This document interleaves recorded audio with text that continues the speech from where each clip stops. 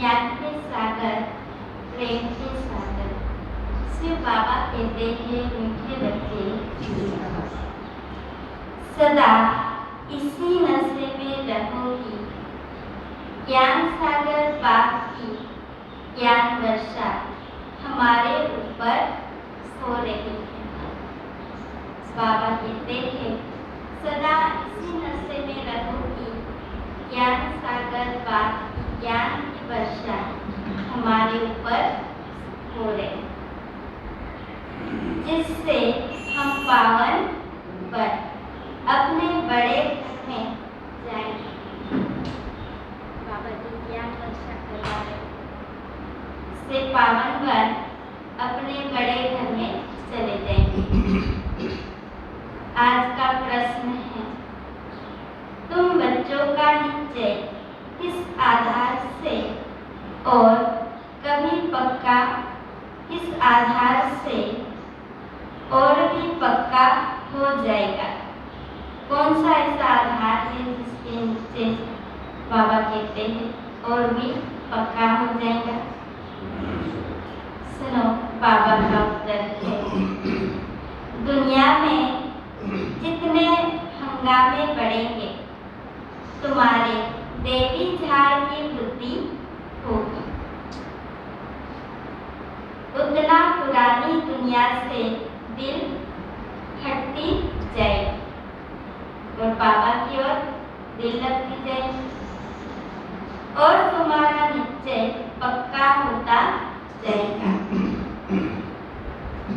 विहंगम मार्ग की सर्विस होती जाएगी, धारणा पर अटेंशन देते जाएंगे तो बुद्धि का हौसला बढ़ता जाएगा,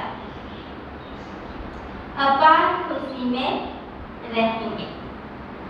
बाबा कहते हैं जो इस दुनिया में हंगामे बढ़ेंगे तो हम बच्चों का निश्चय पक्का होता जाएगा। अच्छा, ओम शांति। बच्चों को रोज यह कहने की दरकार नहीं रहती है। कौन सी दरकार नहीं रहती है? कि शिव बाबा को याद कर, क्योंकि रोज रोज बाबा याद दिलाते हैं। आज बाबा कहते हैं कि रोज रोज कहने की दरकार नहीं।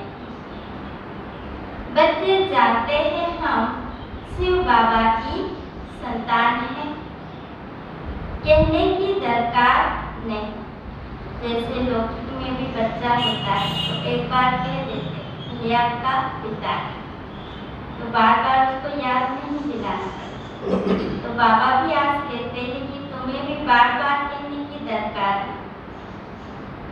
शिव बाबा हमको इस द्वारा पढ़ाते हैं। यह है ज्ञान सागर के ज्ञान की वर्षा। बच्चों की बुद्धि में है कि ज्ञान सागर की अब हमारे ऊपर ज्ञान वर्षा हो रही है। जो आकर ब्राह्मण बनते हैं उनके ऊपर ही ज्ञान की वर्षा करता हूँ, बच्चों के सम्मुख होता हूँ। अभी बच्चे सम्मुख बैठे हैं बाबा के सम्मुख बैठे, बाबा ज्ञान की वर्षा कर रहे हैं, ये अनुभव करना। तो बाबा कहते हैं, बाबा घड़ी घड़ी सम्मुख होने का नशा चढ़ाते हैं। माया फिर नशा उतार देती है, किसका पूरा उतार देती है, किसका कम नशा उतार। बच्चे जानते हैं हम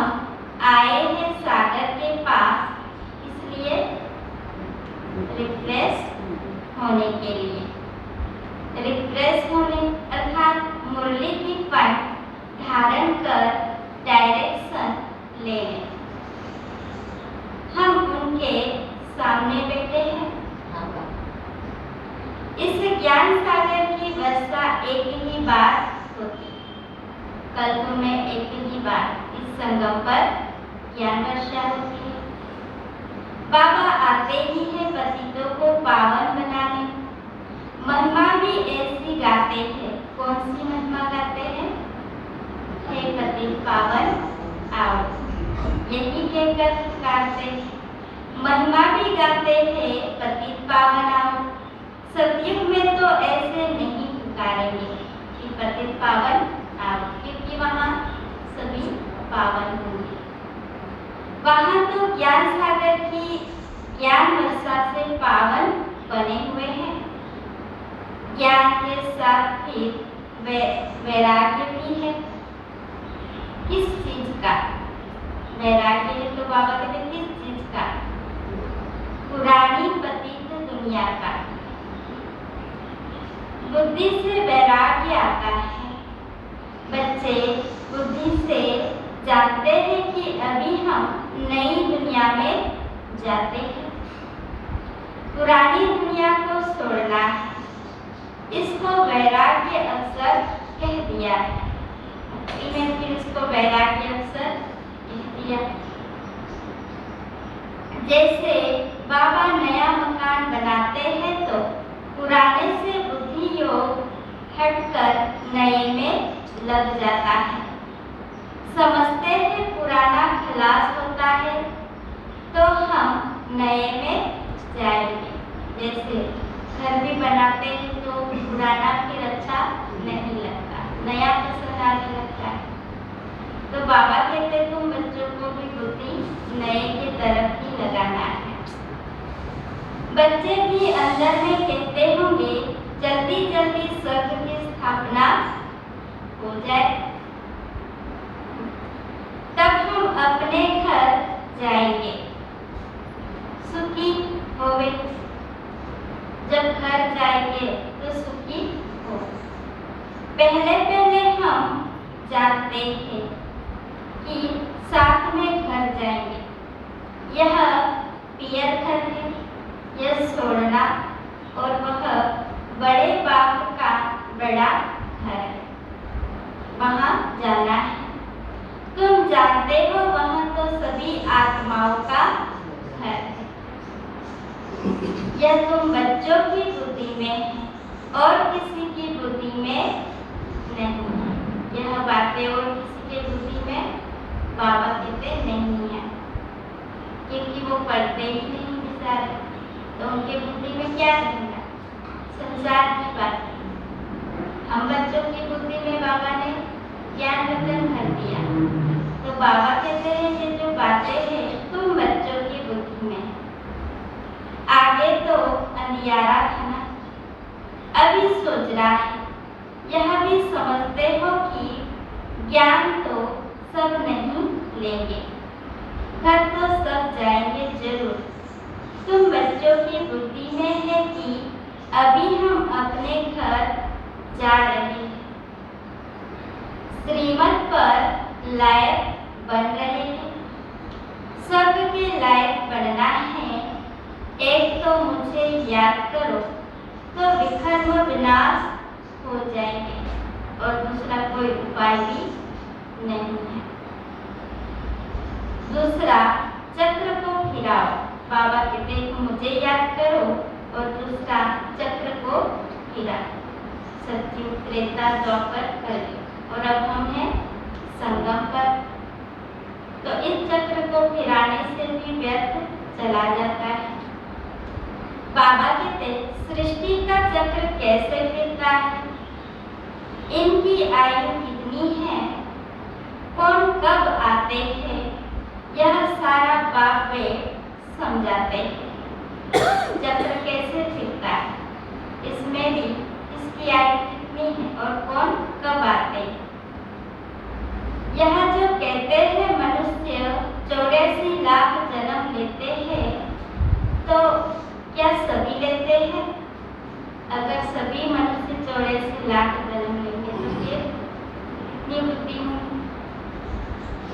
अभी तुम जानते हो, क्या जानते हो? कि 84 जन्म ही लेते। अभी तुम जानते हो 84 जन्म होते हैं, उनका भी हिसाब है। सब तो 84 जन्म भी नहीं लेंगे, शुरू से लेकर पुनर्जन्म में आते रहते। पिसाड़ी में कितने एक दो भी जन्म लेते होंगे। जो पिसाड़ी में आते हैं, बाबा कहते एक दो भी जन्म लेते हैं। पहले पहले जो आएंगे वह 84 जन्म लेंगे। जैसे महिमा यहाँ लक्ष्मी नारायण की है। मनुष्य भर इनों के मंदिरों में जाते हैं, परंतु कुछ भी पता नहीं है। जाते हैं लेकिन कुछ भी पता नहीं। बस कहेंगे भगवान भगवती का दर्शन करने जाते हैं, सिर्फ जाकर दर्शन कर देते हैं।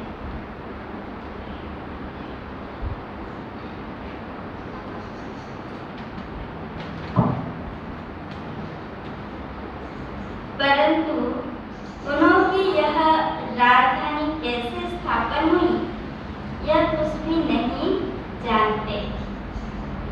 जिसकी पूजा करते उनके आक्यूपेशन को नहीं जानते, तो वह पूजा क्या काम की? जिनकी पूजा करके आए उनकी जीवन कहानी को जानते ही नहीं, तो फिर वह भी क्या काम?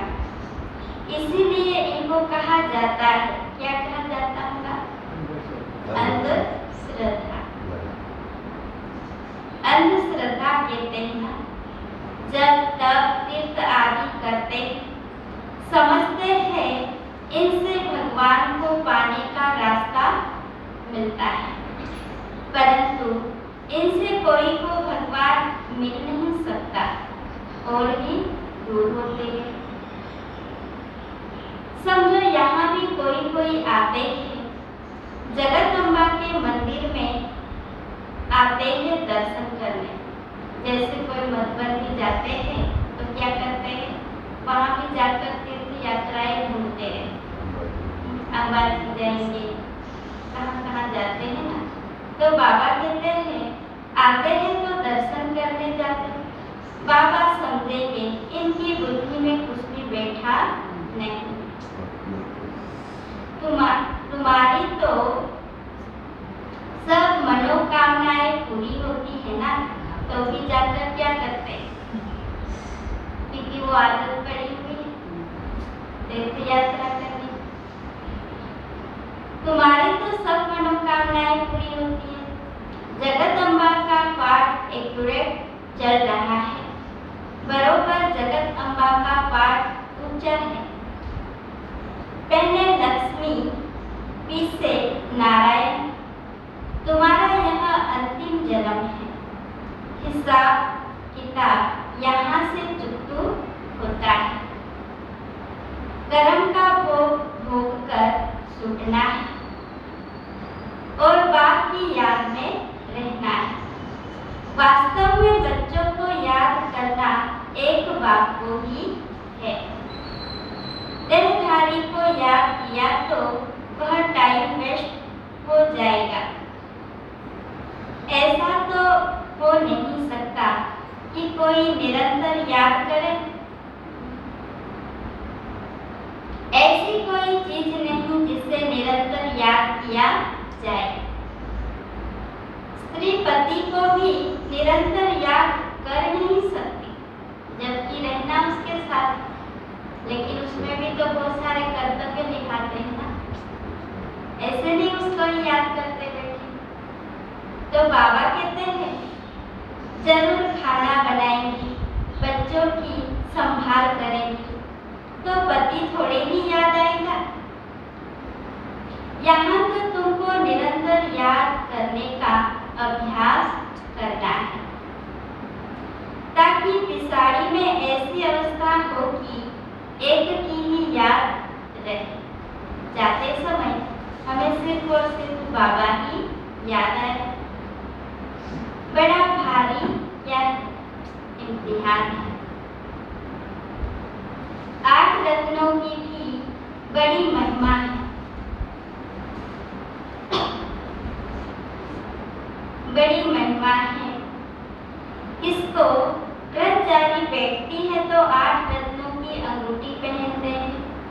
पिछाड़ी के समय एक बात की ही याद रहे, वह भी बुद्धि की लाइट एकदम क्लियर हो और किसी की भी याद न आए, तब माला का दाना बने।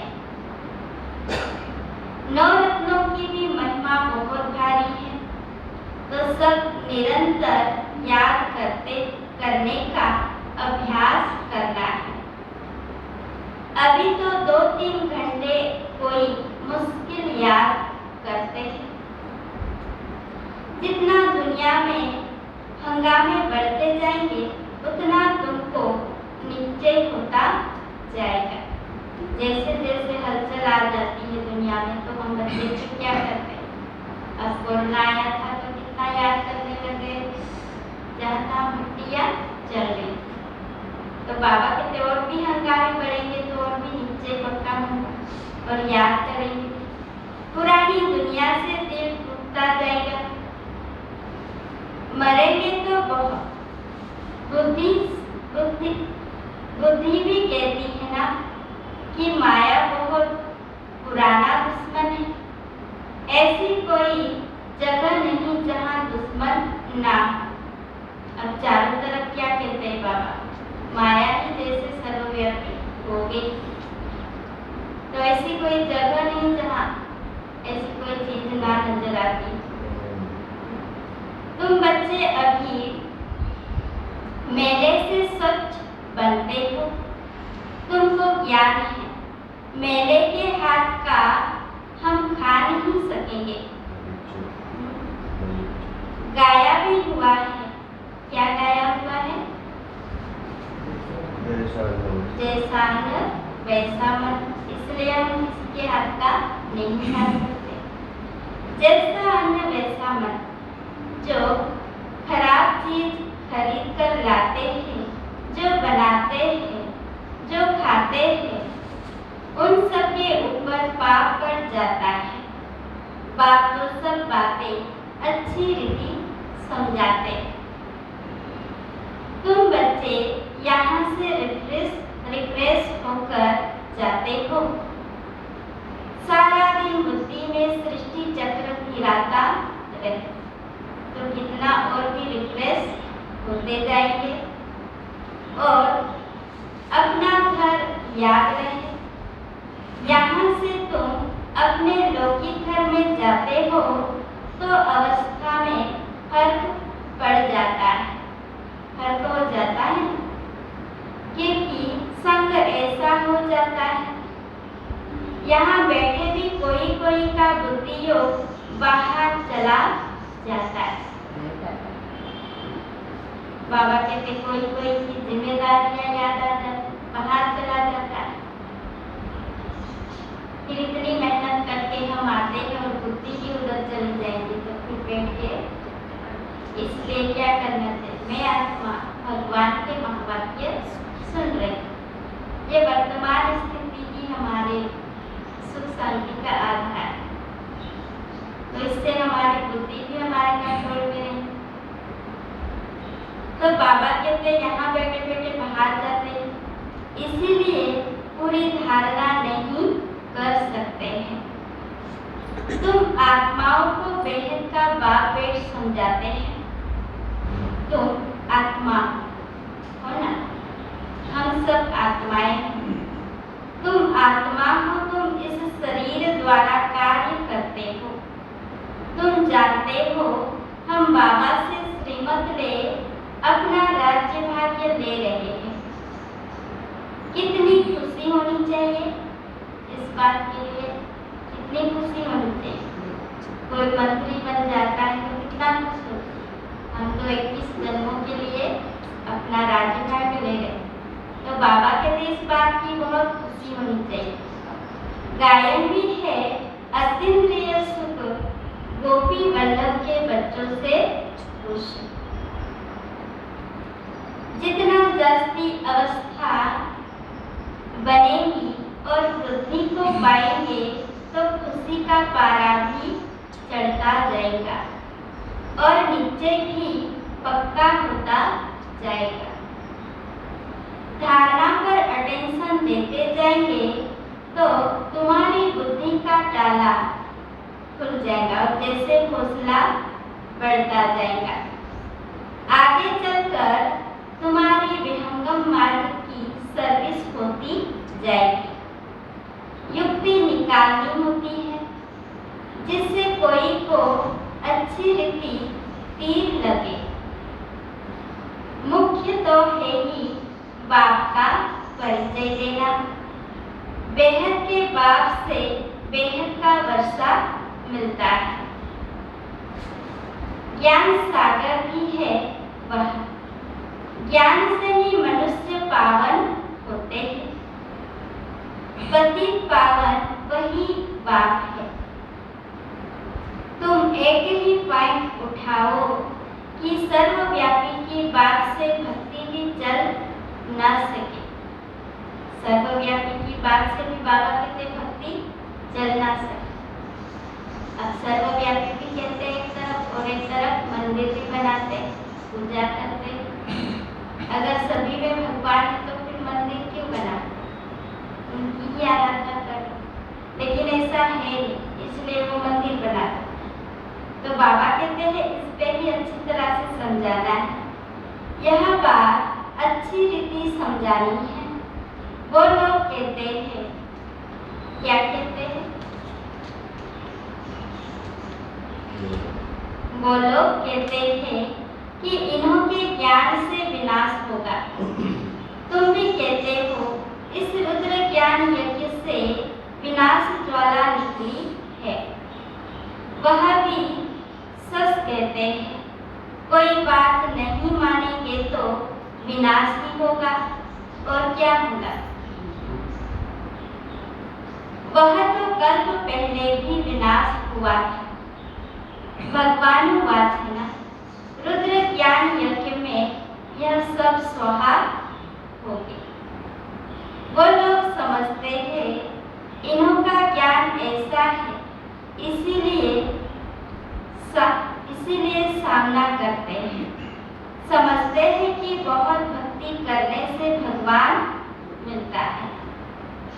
हम भी करते हैं। जिन्होंने भक्ति बहुत की है उनको ही भगवान मिला। ब्रह्मा बाबा ने भी कितनी भक्ति की शुरू में, उन्होंने ही चल तो बाबा कहते उनको भगवान मिला।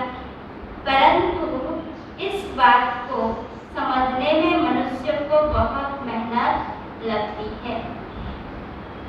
कल्प पहले भी तुम बच्चों ने बाप की मदद से नर्क को स्वर्ग बनाया था, तो जरूर नर्क का विनाश भी हुआ होगा। जब नर्क का विनाश हो तब स्वर्ग की स्थापना हो सके। यह भी तुम समझा सकते हो कि भारत बरोबर पावन था। यह तो कोई भी धर्म वाला कहेगा बरोबर स्वर्ग था। प्राचीन माना सबसे पुराना, सो तो स्वर्ग ही होगा ना। जो प्राचीन है बाबा कहते सो तो स्वर्ग ही होगा। जो पुराना हो गया वह फिर नया होना है। यह तुम बच्चों की बुद्धि में है। बरोबर इस देवी देवताओं का राज्य था, अब नहीं है। फिर से आदि सनातन देवी देवता धर्म की स्थापना करा रहे हैं। किसी की मदद से, जो सर्वथा निराकार बापू जी है, उसकी मदद से। आज बाबा कहते सर्व का निराकार बापू जी, सर्व आत्माओं का बाप। इन बातों को तुम जानते हो। तुम कितने साधारण हो। बाबा कहते हैं मैं भी गरीब निवाज हूँ। तुम गरीब हो ना। तुम्हारे पास क्या है? कल बाबा ने कहा कि तुमको लखपति नहीं समझ। आज बाबा कहते तुम्हारे पास क्या है? तुमने सब कुछ भारत के ऊपर स्वाहा किया है, सब कुछ सेवा में लगा दिया। तुम्हारी कितनी बड़ी रावण से लड़ाई है, शक्ति सेना है ना, वंदे मातरम गाया जाता है, अपवित्र पवित्र की वंदना करते हैं। कौन सी माता? वह धरती माता समझ लेते हैं, परंतु वह तो धरती पर रहने वाली माता की बात है। जगत अम्बा है तो बच्चे भी है। यह दिलवाड़ा मंदिर यादगार बना हुआ है। कुमारियाँ, अधर कुमारियाँ भी है, इनको माता भी कह देते हैं। जो कुमारियाँ हैं उनको भी बाबा कहते, माता भी कह देते। तुम कहते हो बाबा हम तो बीके हैं, हमको माता ना कहे, बेटी कहो। हम कुमार हैं। कितनी गुह्य बातें समझने की है, परंतु उठा नहीं सकते हैं। पुराना जन्म जन्मांतर का भान बैठा हुआ है। शरीर का जो भान है वो बाबा कहते बहुत पुराना है, जो बैठा हुआ है वह टूटता ही नहीं है। तुम्हारी बुद्धि में है कि बाबा हमारे सामने बैठे हैं, आत्माओं से बात करते हैं। बाप की इस शरीर में प्रवेशता है। बाप आकर अलौकिक दिव्य कर्तव्य करते हैं। पतित को पावन बनाने के लिए क्या करते हैं? पढ़ाते हैं। पढ़ाई पढ़े बिना पावन कैसे बनेंगे? तो बाबा आकर पढ़ाते हैं। पूरी याद रहनी चाहिए हमको। पतित पावन शिव बाबा आकर पढ़ाते हैं। पतित पावन सबसे ऊंचा हुआ, फिर बाप टीचर भी वह है। पहले अक्षर ही आना चाहिए पतित पावन। उनको याद करते हैं, ओ गॉड फादर आओ, आकर फिर से हमें राजयोग सिखाओ। बाप ही कहते हैं, फिर से तुम बच्चों को सहज ज्ञान योग सिखला रहा हूँ। इसमें पुस्तक आदि की कोई बात ही नहीं। जो भी साधु संत हैं, विद्वान हैं, वो क्या करते हैं? किताबें पढ़कर सुनाते हैं, पर बाबा तो क्या है? स्वयं ज्ञान का सागर है। इसमें पुस्तक आदि की कोई बात ही नहीं। यह तो उन्होंने नाम रख दिया है। अब तो बाप तुमको लायक बनाने की शिक्षा देते हैं। नित्य नई पॉइंट मिलती है। और गीता, ये ग्रंथ आदि जो बने हैं उनमें कोई एडिशन व कटपुट नहीं करते हैं, वही सुनाते हैं। यहाँ एडिशन किया जाता है, कटपुट भी किया जाता है, क्योंकि रोज रोज नई पॉइंट मिलती है। नॉलेज बड़ी वंडरफुल है जो और कोई शास्त्रों में नहीं है। ये जो ज्ञान है बाबा कहते और कोई शास्त्रों में नहीं। इसलिए बड़े बड़े विद्वान भी जब ये ज्ञान सुनते हैं तो वंडर खाते हैं।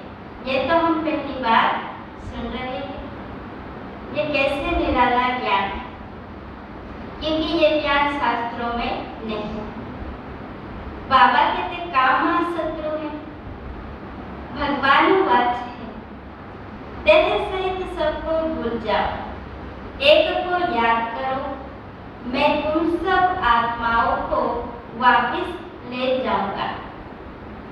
मैं अकाल मूर्त हूँ, कालों का काल हूँ।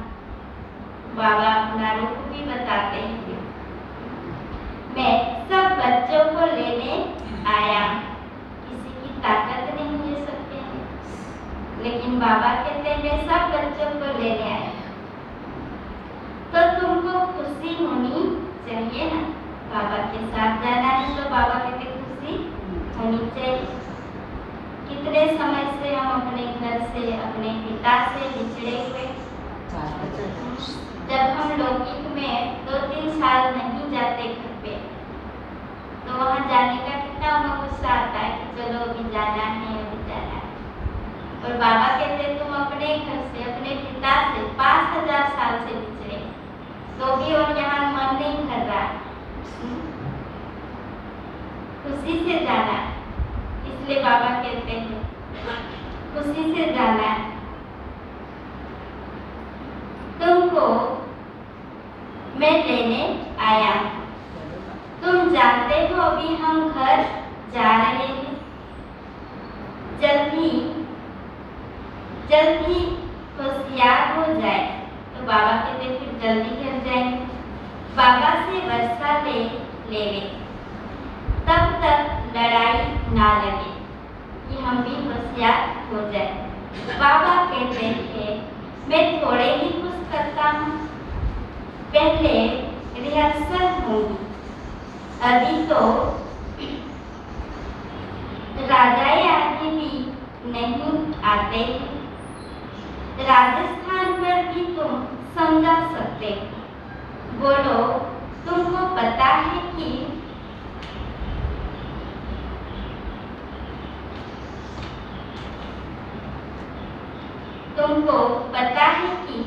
राजस्थान माना नाम क्या, राजस्थान नाम क्यों पड़ा है? भारत में लक्ष्मी नारायण का राज्य था, लेकिन ये बातें किसी को पता नहीं। वो तो समझते हैं लक्ष्मी नारायण ऊपर है स्वर्ग में, स्वर्ग को भी ऊपर ही समझ लिया। तो बाबा कहते तुम समझा सकते कि राजस्थान में किसका राज्य था? इन लक्ष्मी नारायण का राज्य था। फिर से वह राजस्थान होना चाहिए। सो अब फिर से स्थापना हो रही, हम जानते हैं, परंतु बुद्धि में जब बैठे तब खुशी का पारा चढ़े। भक्ति मार्ग में इन देवताओं के मंदिर बनाते हैं। भारत में कितना धन था, हम फिर से इनको देवी राजस्थान बनाते हैं। इन बातों को आकर समझो, यही बाबा कहते समझाना। समझाने का भी उमंग होना चाहिए। कोई आया तो समझाने का भी उमंग बाबा कहते होना चाहिए। यह भी सेमिनार है ना, कैसे सर्विस करनी चाहिए बाबा ने समझाया है। कुमारियाँ माताएं को सभी इकट्ठे सुनते हैं।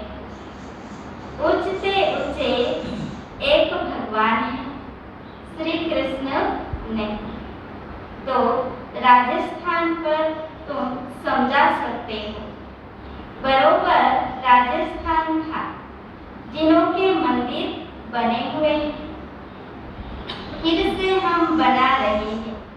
बाबा हमको राजयोग सिखा रहे हैं। तुम ही ट्राई करो। जो बाबा हमें राजयोग सिखाते हैं, तो बाबा कहते हैं जिसको तुम सुनाते हो उनको कहो कि तुम भी ट्राई करो। इससे क्या फर्क पड़ता है? राजयोग से इतना फायदा होता है। आधा कल्प के लिए फिर कभी रोना नहीं पड़ेगा। इससे अगर हम ट्राई करेंगे तो बाबा कहते आधा कल्प के लिए रोना नहीं पड़ेगा। हम राम की श्रीमत से रावण पर जीत पा रहे हैं। अक्सर सुनेंगे तो जलेगा। जिनको तीर लगेगा वह समझने के लिए आ जाएंगे। यह बेहद का सेमिनार रोज बाबा कराते हैं। यह है आत्माओं का परमात्मा के साथ सेमिनार। अच्छा, मीठे मीठे सिखी हृदय बच्चे प्रति माता पिता बाप दादा का याद प्यार और गुड मॉर्निंग। रूहानी बाबा की रूहानी बच्चों को नमस्ते। हम रूहानी बच्चों की रूहानी बाप दादा को याद प्यार और नमस्ते नमस्ते नमस्ते। ओम शांति ओम शांति ओम शांति। शुक्रिया।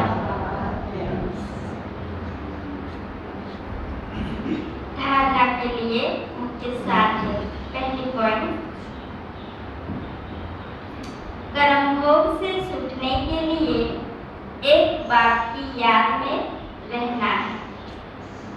देहधारी की याद से टाइम वेस्ट नहीं करना है। बुद्धि की लाइन बहुत क्लियर रखनी है। बाबा कहते हैं हमारी जो बुद्धि की लाइन है बहुत क्लियर रखनी है। दूसरी पॉइंट है, भोजन बहुत शुद्ध खाना है। जैसा अन्न वैसा मन, इसीलिए किसी भी मेले के हाथ का भोजन नहीं खाना, क्योंकि अन्न का प्रभाव सारी बॉडी पर पड़ता है। इसलिए बाबा कहते हैं हमें खान पान की बहुत परहेज रखनी है, क्योंकि हम अभी बाबा के बच्चे बन गए।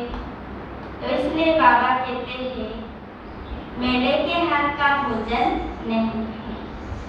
बुद्धि को स्वच्छ बनाना है। आज का वरदान है, रूहानी समृद्धि द्वारा सर्व को संतुष्ट करने वाले सदा संपत्तिवान भव। रूहानी समृद्धि के द्वारा सर्व को संतुष्ट करने वाले सदा संपत्तिवान भव। स्पष्टीकरण, आज के विश्व में संपत्ति वाले तो बहुत है, लेकिन सबसे बड़े से बड़ी आवश्यकता संपत्ति की है। समृद्धि चाहे गरीब हो चाहे धनवान हो, लेकिन आज समृद्धि नहीं है। सिंपैथी नहीं है।